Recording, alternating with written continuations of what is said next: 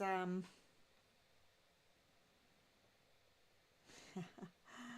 oh, I just opened up Facebook and it was William Timmons.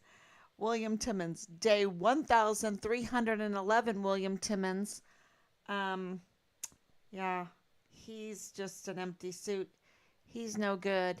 He's absolutely no good, and we will try very very hard to expose just the level of evil that he has committed in Richard Halliday's case, against his constituents, against the United States Army, the soldiers, which is the United States of America, right? And he's supposed to be a representative, and the level of evil that he's committed, and how he's handled uh, his constituents, and this being us, is is so bad. It disqualifies him for being a representative, from being a representative. Absolutely. There's no doubt in our mind. And so we will try to let everyone know, warn everybody. And I think that that information is already out. He's trying to run on the coat strings of President Trump, and maybe we need to write President Trump a letter just warning him against William Timmons, because he's not loyal. He can't be trusted. If there's no loyalty, this is the problem today. There is no loyalty. And if there's no loyalty to the country, if there's no loyalty to your oath of office, um, you know, then how can we have a future, right? We're just going to spiral down into the depths. And I hear a lot of gnashing of teeth already.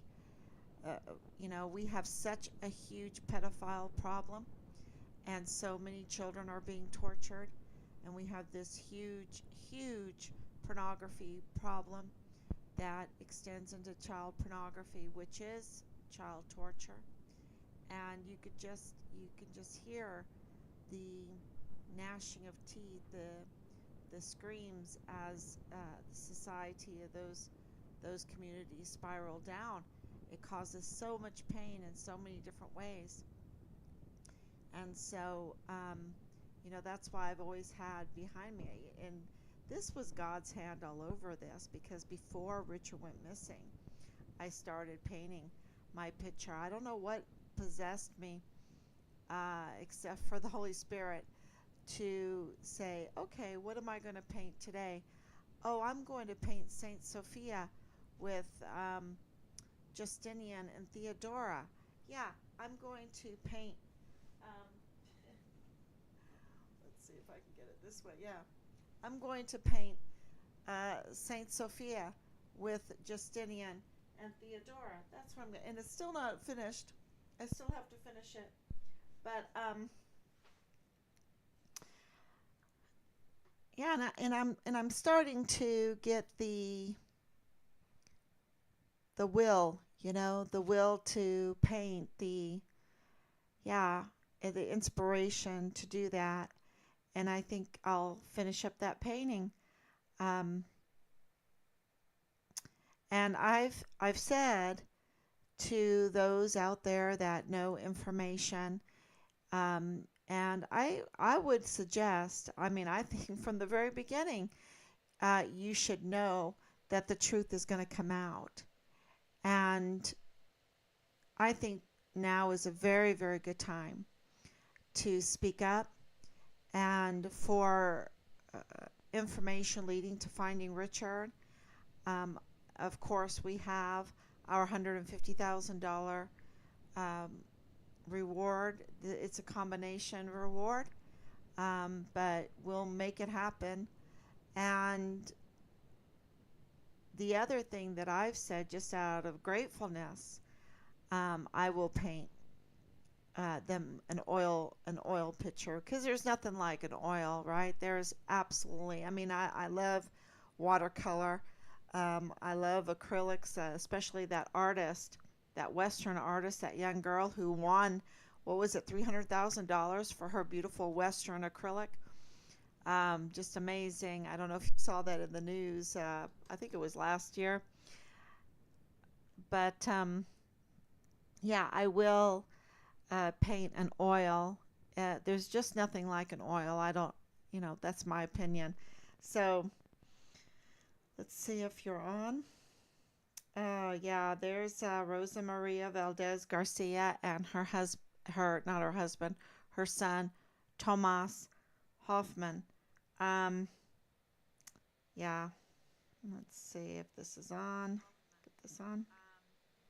So this is breaking news. Good evening, Anicia. Thank you so much for coming on. Thank you for your prayers and your love, because that is what has sustained us going forward, right? Is all the prayers, all the love. God's hand has been all over this.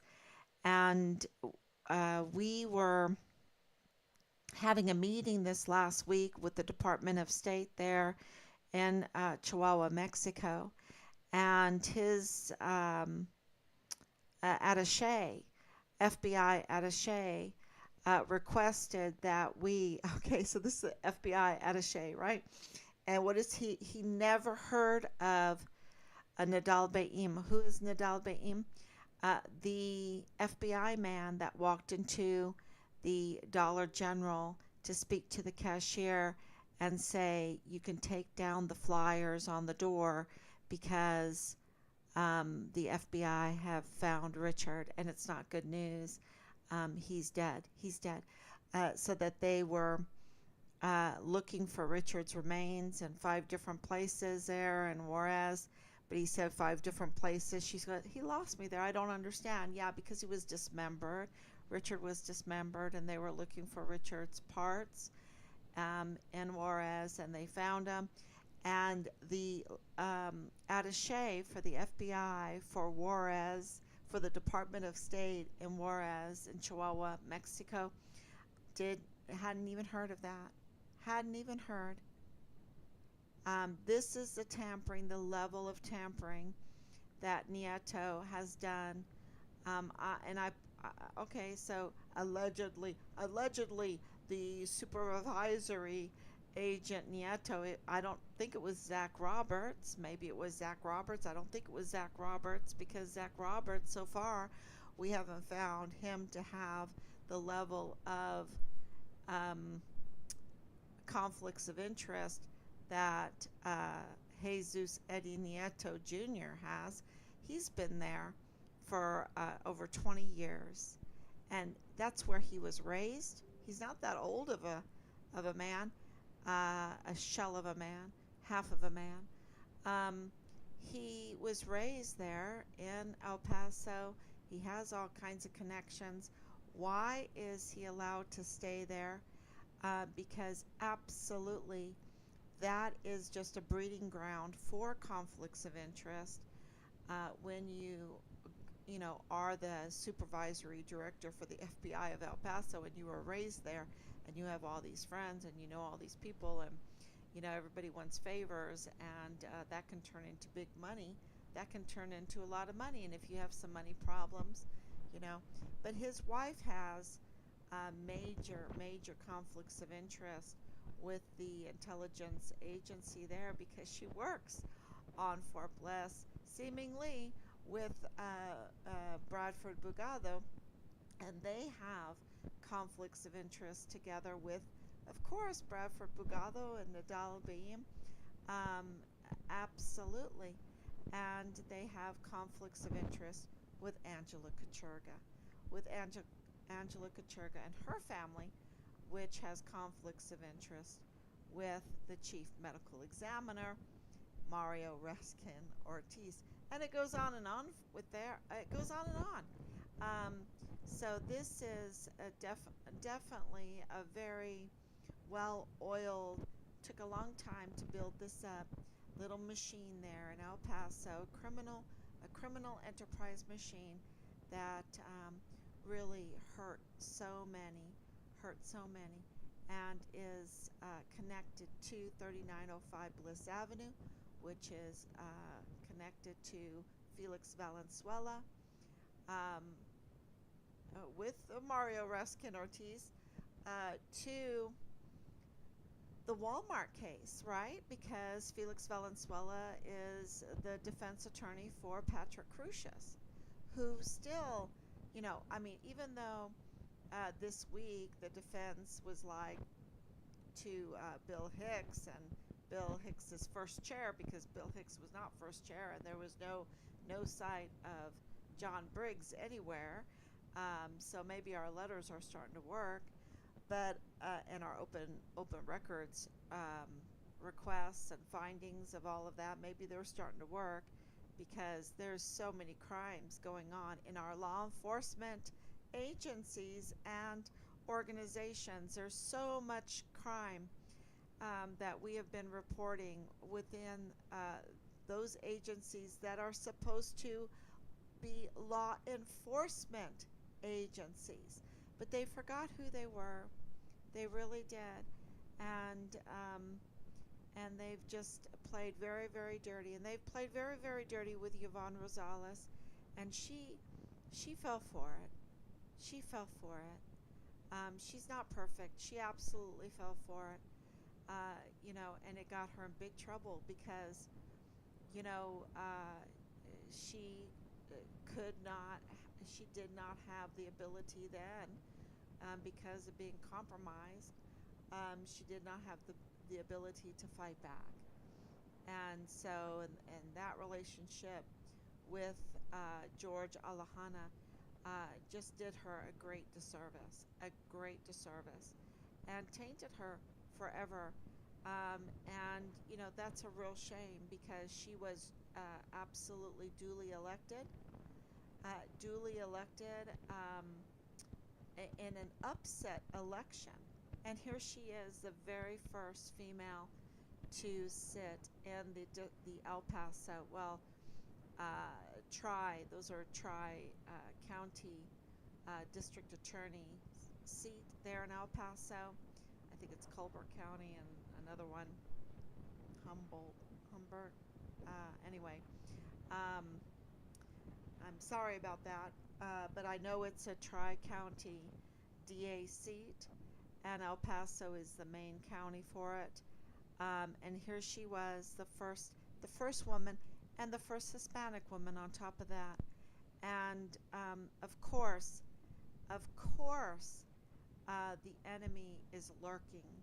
The enemy is there to sabotage and to tempt and maybe flatter and uh, you know, um, what can I say? Uh, when you're flattered and you're tempted, and maybe you're lonely. Um, yeah, it's when you fall for it. When you fall for it, it's not a good thing. And being what it is in our society right now, this sex cult uh,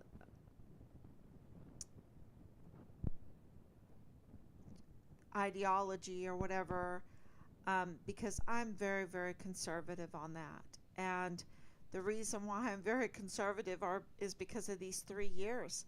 These 3 years, I was always conservative, but these 3 years, to see the sex cult and how vile and vulgar they are, and to see the 85,000 missing children, it's just like they ignored that they're missing. They just ignored that they're missing. And so many of them are used for sexual human smuggling, and worse, and worse. And, all of this pedophilia right now is just off the charts. It's just terrible, with the pornography, which is child torture, the child pornography, which is child torture, which Dallas Hart was, running over to his mother's house to get. That shows you the level of his thinking. It's pretty degenerate, very degenerate. Um, and now we have this breaking news that these Mexican nationals, because you have to realize that these are not Americans. They were never Americans. They are not Americans. Maybe they're trying to be Americans, but they're not Americans. They are Mexican nationals. And Rosa Maria Valdez Garcia, she met Alexander Gerhard Hoffman Roth decades ago, absolutely decades ago, and that is really another place where God's hand is all over this, because I was born at White Sands. I went to school on Fort Bliss. I went to school in El Paso. I know that my dad was a missile repairman there at White Sands and all the silos area. And my maiden name is Schnabel. Schnabel is a very German name. Um, and all my grandparents were German. Um, so of course I speak German. And my mom and dad belonged to the German American Club there on Fort Bliss, because the Germans were there, the aeronautical engineers, the missile engineers, everybody, and of course Alexander Gerhard Hoffman wrote. He was an engineer there from Germany, stationed on Fort Bliss, and he met Rosa Maria Valdez Garcia. Now, I don't know if I believe the whole story about how they met and the contents of that, because of my knowledge of those time periods, because we would go over to Juarez all the time. You know, it was just great. It was just so great, to go over there and get a good meal, get haircuts, or watch. My favorite thing to do they would make these glass animals. They would blow the glass and make these glass animals, and we got to watch them. And it was just an amazing time. Have a lot of really, really good memories there.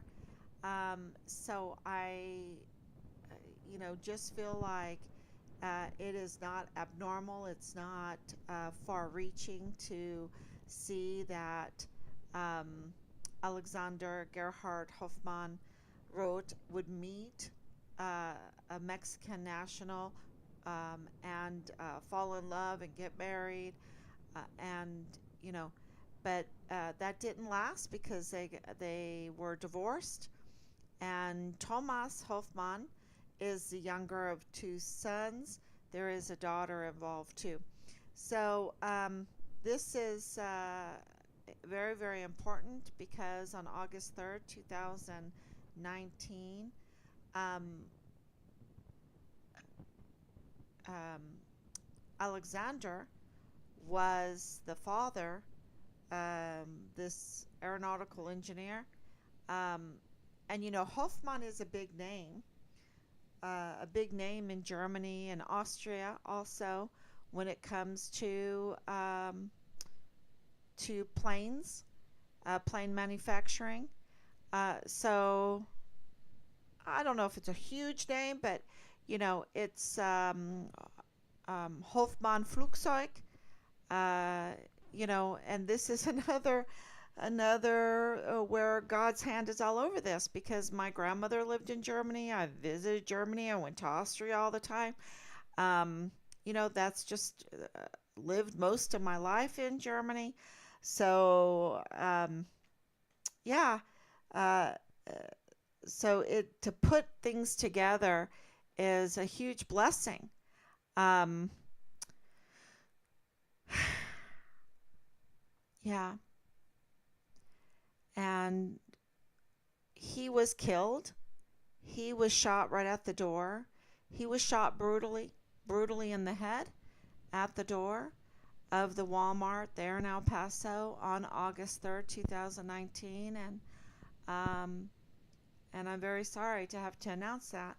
I know a lot of people know that. It's been almost 5 years, so I think that's been like, it's now it's no really big news like it was. I mean, people are waiting to get justice for um, Gerhard Hofmann wrote, for Alexander Gerhard Hofmann wrote. We need justice for him. He was brutally shot in the head right there. I think Memo Garcia was one of the first to get shot. He was shot outside the door. Okay, outside, because he was working outside doing the fundraising. And so when you piece together the events, and of course we do, because the Walmart shooting is part of Richard's case. It's connected. And do not just believe me. Go to Rosa Maria Valdez Garcia, because she targeted Richard's case. She targeted Richard's case. She did everything she could so that Richard would not be searched for and not be found. Okay? This is, breaking news. And with her on that was her son, Thomas Hoffman. Now, so here her ex-husband, prominent ex-husband, okay, that makes her prominent. That makes her son prominent. All right, he's no slouch. She's no slouch. They have,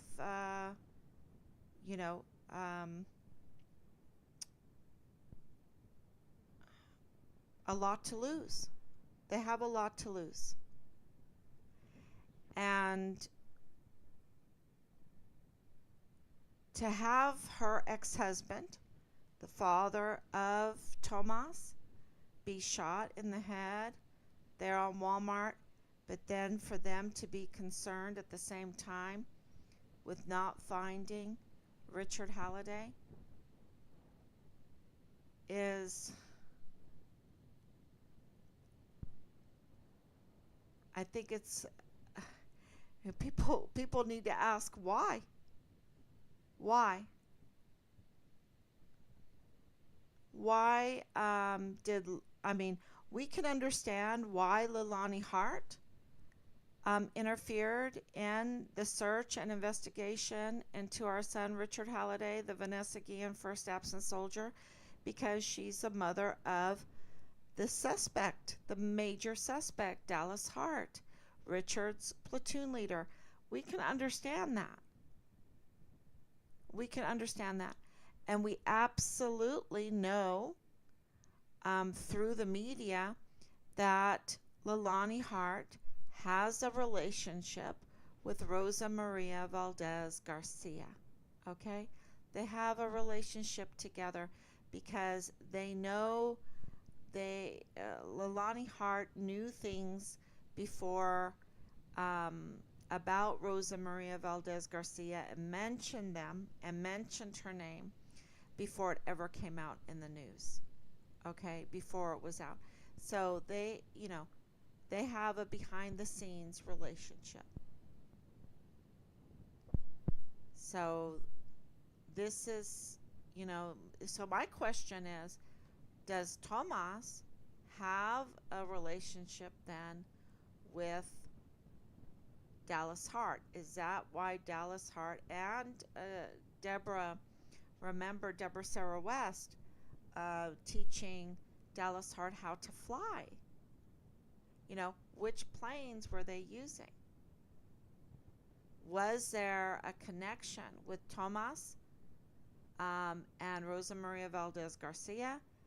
We know that there was a connection with Leilani Hart, but was there a connection with Dallas Hart? And that has to do with planes, because this seems to be like a common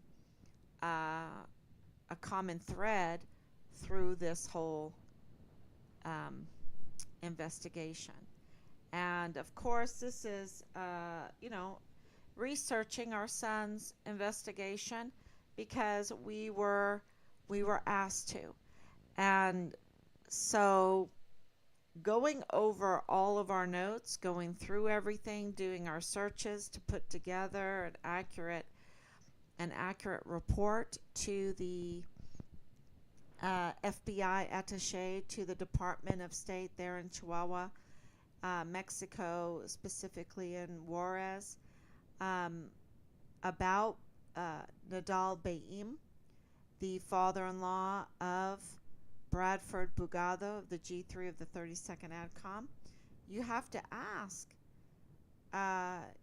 because if Nieto and Marlon Soto and Rosa Marie Valdez and Lalani Hart and Dallas Hart, um, and then you have um, Ernest Christopher Grant with Donna Sifford, and then you have this connection with the chief medical examiner, which is no slouch either. I mean, he gets almost $500,000 a year to be a chief medical examiner. So from the taxpayers. So, and he has, all these connections now. Nieto with Bradford Bugado, with Nadal Baim, and uh, Angela Kachurga, which is the press, right? And then you have what's going on in the DA office, in cahoots with Bob Moore, who works together with Angela Kachurga, because Angela Kachurga is Bob Moore's wife, Kathleen Gannon, for Border Zine of UTEP. Do you see these connections? This is, people in prominent positions. And I didn't even mention James Courtney Hart, right, in the VA position, where you get so much access to files, to file information. And also, the chief medical examiner gets all this access to file information. I mean, talk about, wanting to really divvy up your identity. You can manipulate your identities and everything, if you have access to all these files. So, and the system, and you don't have the oversight because you are the law enforcement. If you're the supervisor agent for the FBI, if you are chief of your section in the VA, if you are DES, Thomas Kane, if you are CID, if you are intelligence, belonging to the intelligence group for generals in the 32nd AdCom, right, with the G3, and Cynthia Hernandez Nieto being in there too. You've got a real sweet deal going on. This business plan has, you can do some real damage to the country, and they have. You can do some real damage to the economy. You can do some real damage to children. You can do some real damage with fentanyl. You can do some real damage with weapons smuggling and brown tip bullets that are largely unregistered, uncounted for, because they're special ops bullets. And, we received a tip that those were the bullets found, that those bullets, I don't know if they were the only bullets found, but that those bullets, because they are such specialized bullets, that they were found at the Walmart mass shooting scene. And what those bullets show and tell is that, they're not used with AK-47s. They're used with M4s. And I listed out what they're commonly used, what they are compatible with. And these brown tip bullets are so specialized because they have 71 grams in each bullet, instead of 62 or something like this, right? And I hope I'm saying that right. But what that means, from what we have studied, Team 5 Richard Halliday, is that they are fast. And because they are fast, they can pierce armor. And they are also very accurate. And so that these bullets are used with a short barrel rifle like the M4. The M4 has a short barrel. And what that does is, also with these types of bullets that are all copper, and they're fast, is that they are precise. They're very precise. The faster a bullet is, the more precise it is. So I believe so. I believe that's right, from what, please, out there that are very experienced shooters and with weapons, please let me know. But these are precise bullets. These are bullets that you use when you have a precise target, when you're targeting. This does not make sense to the narrative that Patrick Crucius was just in there because there's so many Mexicans that he drove 700 miles or something like this, 14 hours or whatever, so that he can just shoot up Mexicans. It's the most ridiculous narrative. And we know that there are anomalies because of Ernest Christopher Grant being part of this. And as these people get connected, you see that the narrative is falling apart very quickly. That, it seems to me that this was a very orchestrated, deliberate, targeted attack, for one.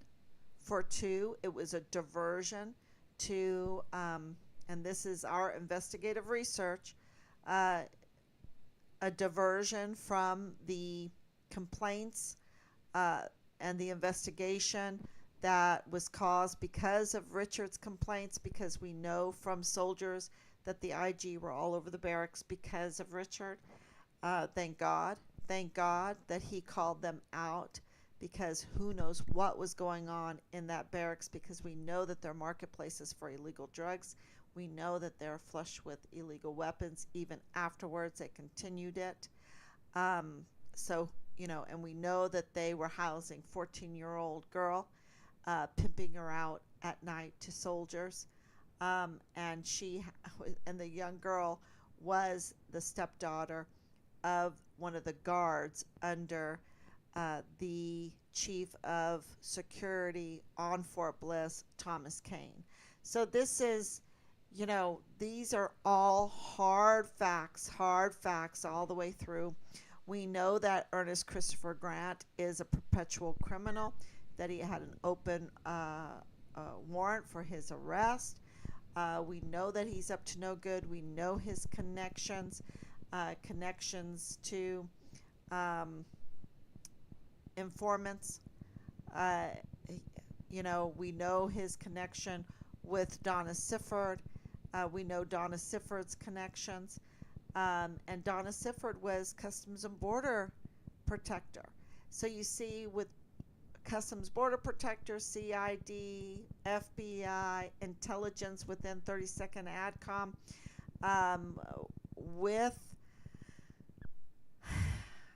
informants, with the VA, with DES and the Chief of Security of Fort Bliss, and with UTEP, with Park University, with El Paso Matters, which is very connected to KVIA, which we never knew at the time, and El Diario. Um, Absolutely, you see how uh, they can, oh, and the DA office and the AG office, and of course, attorneys. So they have the legal covered. Um, you can see that they absolutely had the motive and they had the power to orchestrate a mass shooting. Were they able to do it? Do they have the resources to do it? Could they leak out, smuggle? There's a smuggling of weapons problem on Fort Bliss. There's a smuggling of ammunition on Fort Bliss. So, is this possible that M4s would be smuggled out? Is it possible that brown tip bullets would be smuggled out? Um, is it possible that the medical examiner could cover for it? Is it possible that the FBI could cover for a mass shooting? Is it possible that Purchase funeral homes could cover for this mass shooting? That Bill Hicks was uh, representing? That Bill Hicks was representing? Is that why they wanted Yvonne Rosales out? I mean, all of these pieces, because, and for Bill Hicks to be put in there, right, is also very concerning because he was representing a witness in the very case that he was supposed to prosecute and bring forward. Is that why they're not prosecuting and bringing forward the uh, uh, the August 3rd, 2019 Walmart mass shooting? Is that why they're not even indicting anybody for the um, forced disappearance and murder of our son, Richard Halliday? You know, um, just the fact, let's go back to Nadal Bayim, just the fact, and this gave me real shivers today, just to go over it again. We were called less than an hour after the incident happened by the cashier. Ma'am, please come. Something happened. You have to come. A man came in here. He said he was FBI. You need to come. It's not good. I said, okay, we will be right over there. We beelined because we were in the truck anyway when we got the call. We beelined over to the Dollar General store.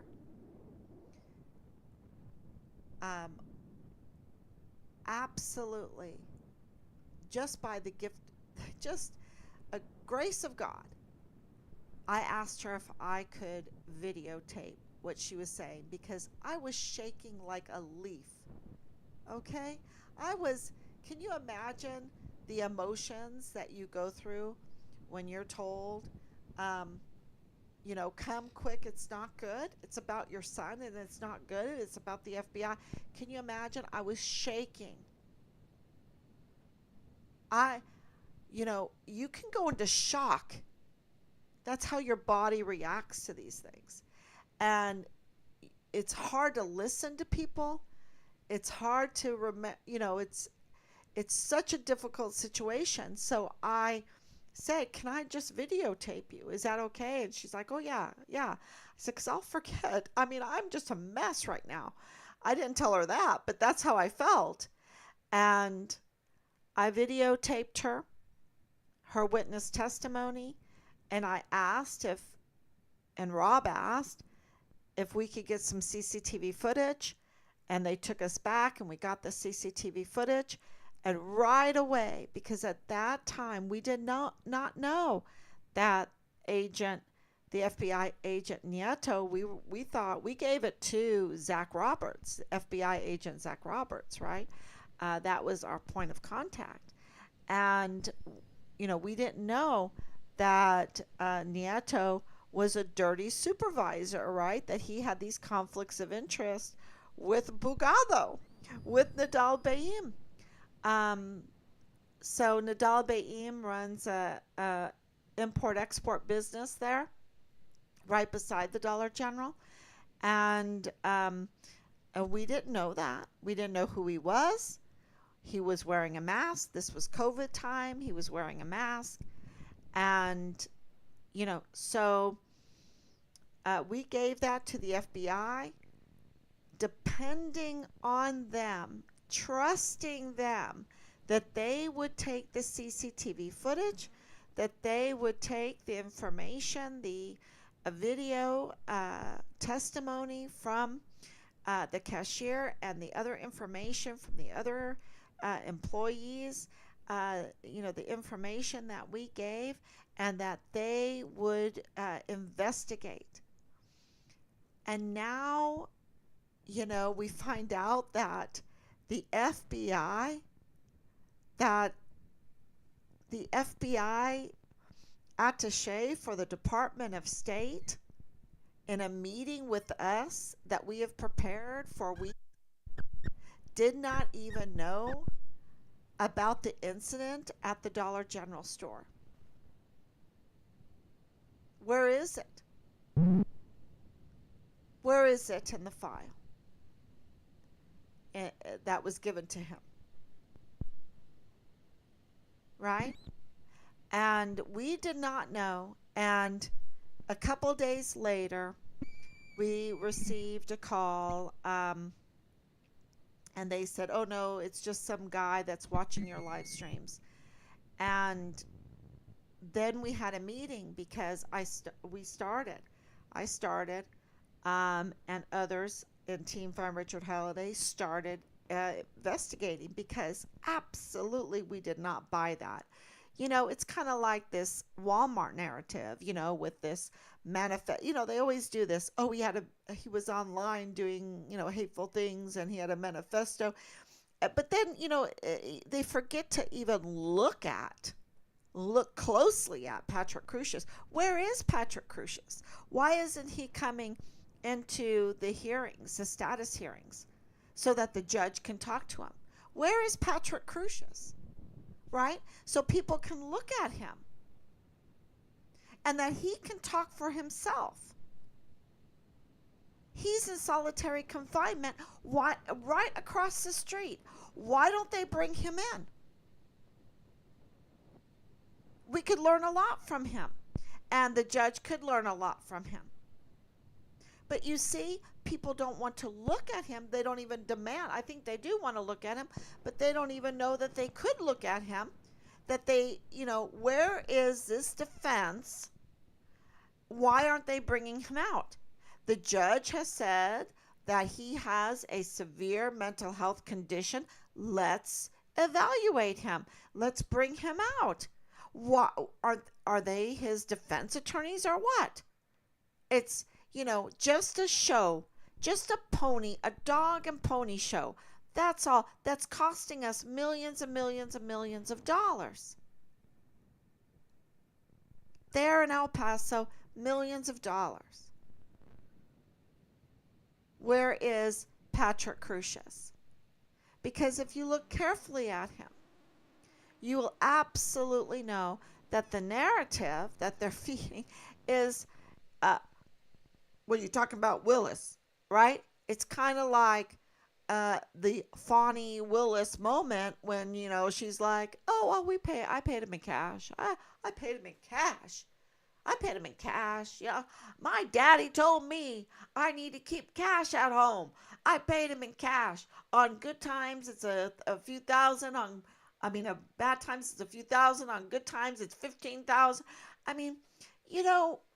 It's all a dog and pony show, and we're supposed to believe it, and they want us to believe it, knowing that it costs us millions and millions of dollars.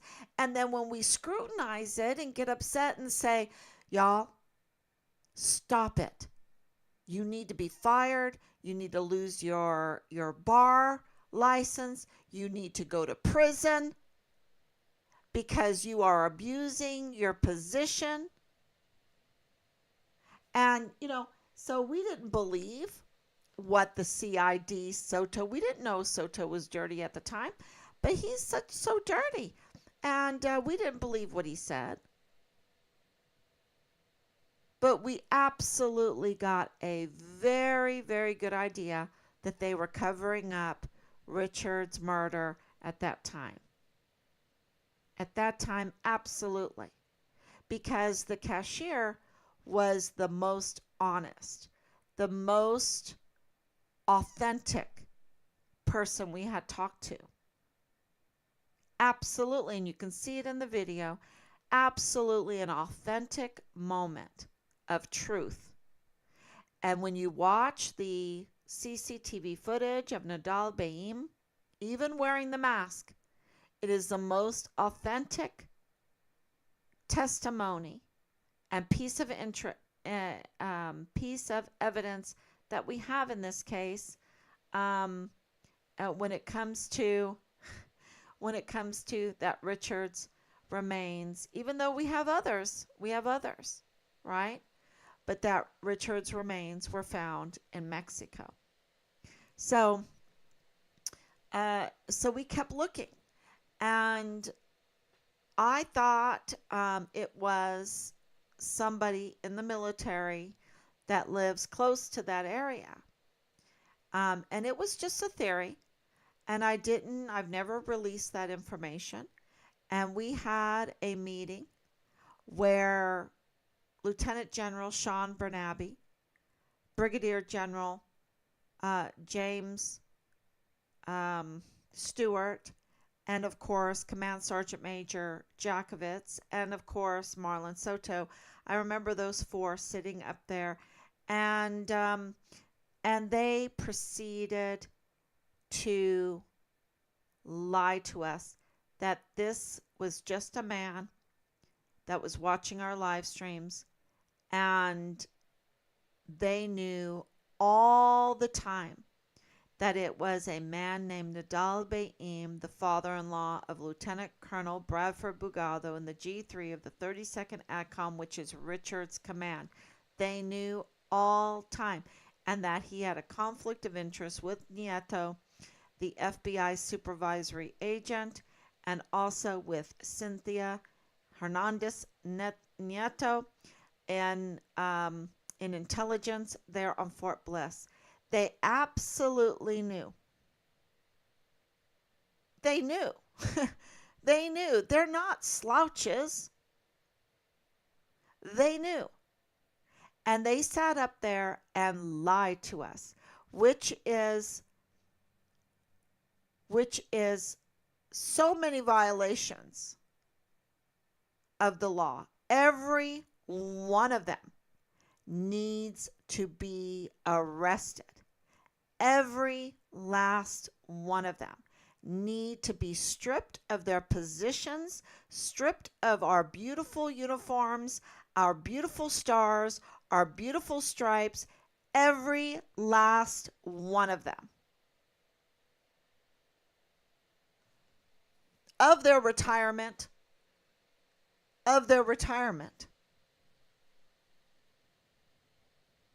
Because not only were they committing huge violations against us, and still have and continue to do it, not just with Nadal Baim, but continue to do it, knowing that our son's remains were found. They're still hiding his remains from us. They still are keeping it a secret. They're still not giving his remains to us, and they need to give us his remains to us. But they went on to do other things, and they, at that time, were committing crimes against humanity. And it's all coming out with this whole dog and pony show, really political attack dog, COVID mandates. They were demanding it at the time. And they were continuing that narrative at that time, which was also interfering with so many lives, and destroying so many small businesses while keeping the big box businesses open. And it was interfering in our son's search and investigation. And it was for nothing, for nothing. It was all a dog and pony show, and I absolutely called it out then with my husband. Absolutely. There are some, we don't know the law too well, right? What can I say? I shouldn't say it that way. We don't know how to maneuver through the legal system so much, right? We know now, we're learning real quick. But it's difficult. You have to have, do a lot of studying. The average person can't do it. The average person absolutely can't do it. They have to depend on the system taking care of them. And the system is broken. The system, I shouldn't say the system is broken. The system works, but there is conflicts of interest everywhere, and collusion and corruption everywhere. And that is gumming up our system. I think that's a better way of saying it. Gumming up our system by these criminals that have taken advantage of their position. So, yeah, they still don't want to admit about Richard, and they continue with these narratives that are so divisive, so destructive, and that are major criminals. And so they need to be absolutely arrested. That's my point. They need to be arrested. Sean Bernabe needs to be stripped of his stars. He is unfit to be a general. He's unfit to be in our military. Strip him of that uniform and his stars and all the benefits because of what he did. It's just so bad. The betrayal is so bad. Same thing with McConville. Same thing with Mealy. Mealy just landed a big job with Chase Manhattan. No, what was it? Oh, some big bank. It'll come to me. And he is just, you know, a vile man, an absolute vile leader, a vile, vulgar leader, and caused so much harm, and to our nation. And yet he's getting this job. So we need accountability, and we need to stand up to even David Stewart, who I met his wife and I met his children, and it really hurts me. But he needs to be stripped. Absolutely, he will not have peace. Do you understand? These people, unless we have justice, we are perpetuating their pain, their own pain, because their consciousness, and don't tell me they don't have any, they do. Every one of us has guilt, right? This guilt conscience. And when we do these awful crimes against humanity and keep the truth away from a family about their missing and murdered soldier son, how can they live with themselves? And so to not punish them, okay, not to have accountability, meaning arrest them, try them, and strip them from their uniforms, from their stars, from their, start all over in life. Start all over in life. Confession is a cure of souls. They will feel so much better, I think. At least it would give them a chance to feel better, because they know that justice has been served. And when you know that justice has been served, you can start over. You can start afresh. And even get a little bit of self-respect back from your family. Maybe not from yourself, but maybe from your family. And Jakovitz the same way. Absolutely vile, vile actions from the command sergeant major, and so many others. So many others. And, we can arrest Nieto, Soto, um, Chris Grant, Donna Sifford. There's a lot. There's some other witnesses that absolutely participated in this vile and vulgar crime against El Pasoans called the Walmart mass shooting. So, Thomas Kane and Ogle, Leilani Hart. Why hasn't Leilani Hart been arrested? Because, she's in cahoots with um, Nieto. Nieto should have arrested her, but he's in cahoots with her. Or maybe more. Who knows? Who knows? With this Dreams Cabaret going around, right? So, and now we have Paxton coming out openly and saying that President now, that man that can't put two sentences together, not even a sentence together, is in cahoots with the cartels at the border. That means the cartels are running the border. The cartels are there. And so from the beginning of this, people were telling us, oh, the cartels had nothing to do with this. I would know. The cartels have nothing to do with this. No, the cartels have something to do with this. Okay? The cartels would absolutely know they have something to do with this. And because, they, yep. And it makes you really question Judge Medrano, doesn't it? It really does. So, yeah, our focus has absolutely been on John Briggs because John Briggs has caused so many, he could have just done, if he would have just half of his job, if he would have just done half of his job. But that was one of the complaints against him, was that he was not doing any work. He was not doing any work. He was leaving the cases in pieces, meaning there's all this evidence and investigation, but they're not putting the pieces together to see the chronological order of events, who are the suspects, getting a investigative theory, going to trial, putting the witnesses, subpoena and indicting, and all of this stuff that you have to do to get a prosecution, to get accountability, right? To prosecute the case, to get accountability. So he wasn't even doing half of his job. And under Jaime Esparza, there were complaints. Under Yvonne Rosales.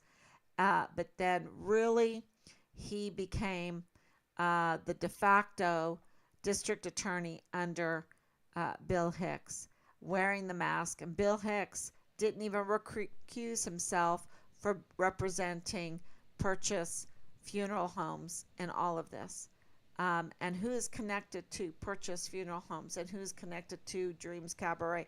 I mean, so this is, sounds like there's so many different, like it's convoluted, but, and used to a few months ago, a year ago, it was very convoluted to us. We were like, what is going on here? But it's starting to all piece together, and we see what happened and who the players are in all of this. And so, it's getting there. It's getting there.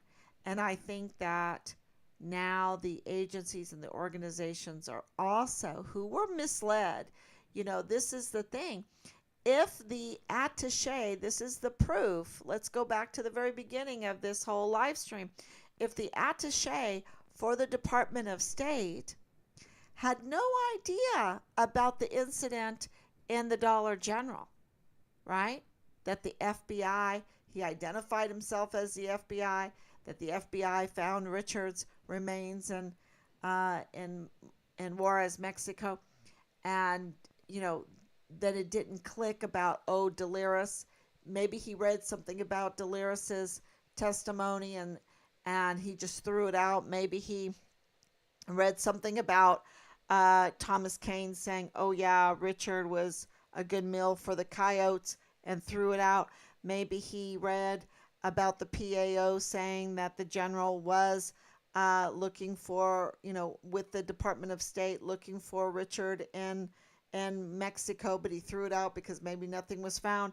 Um, and of course, Ryan McMillan, the agent there, that was our point of contact in the Department of State, who said yes, the FBI were looking in Mexico for Richard's remains, and then the General Sean Bernabe, Lieutenant General Sean Bernabe, uh, looking at the mock Afghanistan village for Richard's remains. Throw all that out. But when you add Nadal Baim in the mix, when you add that testimony from the cashier, everything fits together and changes. If you take him out, all of the others are not as powerful. But once you put the testimony of the cashier and the video of Nadal Baim and him being the father-in-law of Lieutenant Colonel Bugado in the G3 of the 32nd ADCOM, Richard's command, and him having conflicts of interest with Nieto, the FBI supervisory agent, that's big. That changes everything because all the other testimonies then corroborate what Nadal Baim was saying and what the cashier testified to. And that changes everything. It's huge. So, and then to get to the very beginning of this, that Rosa Maria Valdez Garcia and her son, Thomas Hoffman, actively targeted our son's search and investigation to thwart it, to sabotage it, so that he would not be found and that his case would remain in no man's land, in a limbo that never would get answers. Why? Didn't she have enough to deal with the Walmart mass shooting of her ex-husband?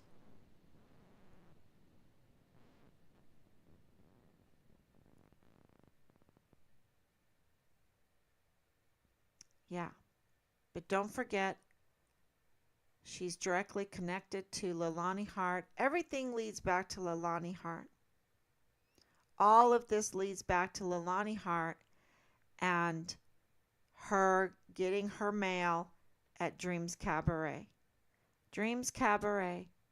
And we know from this week that Jaguars has been shut down, right? Because of crime going on in Jaguars. Well, those places, the places like Jaguars and Dream Cabaret, are ripe, are breeding grounds for crime, all kinds of crime, and all kinds of criminals. All kinds of criminals. And we know it's notorious for, Dreams Cabaret is already notorious for crime.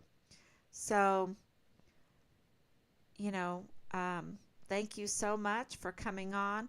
Please share this information. We are really burning the midnight oil here. And I do want to say that I did vote today. I have my little tag. I don't know if you can see it. I did vote today. Um, in South Carolina, we had our primary. I think it's very important to really pay attention to who is district attorney. Pay attention to that. Scrutinize that with whatever you have. And in El Paso, you have three coming up. Montoya, who lost. He was the chosen one that was supposed to win, but Yvonne Rosales upset that election. I don't really recommend him. Just from everything I know, I don't recommend him at all. Um, and then you have Alma, oh no, who's this? Casas, Miss Casas, who served under Jaime Esparza. From what I know about Jaime Esparza, I wouldn't recommend her either. And the third one is Alma Trejo. Um, from what I know about Alma Trejo and her help and um, her ruling on Richard's case, that was a good one. Um, she's worth a look at. She's worth a look at. Look at her, and look at her record, and look at read her face and everything, um, and see what you think. But I think the vote for a district attorney is very, very important. And absolutely, whatever you do, I'll stick my neck out on this one. Hell no for Bill Hicks. Hell no. He needs to be arrested. He needs to be tried. And he needs to go to jail. That's my opinion on Bill Hicks. And they can take John Briggs along with. So, that's just my opinion. Um, thank you so much for coming on, and God bless you all. And I will be here tomorrow again, God willing. Bye bye.